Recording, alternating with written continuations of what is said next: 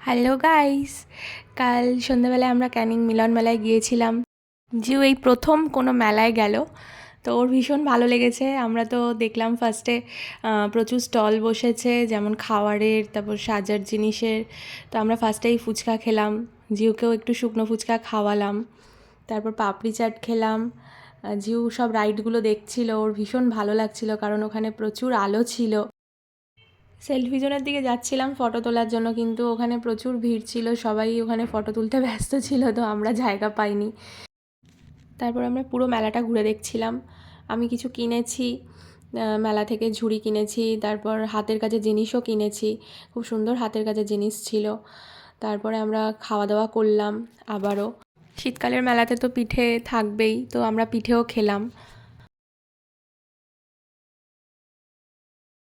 আমরা ভাবছিলাম জিউকে কি কিনে দিই, তো দেখলাম যে ও ব্যাট বল দেখে খুব খুশি হয়েছে, ওটা নিতে চাইছে, তাই ব্যাট বলই কিনে দিলাম।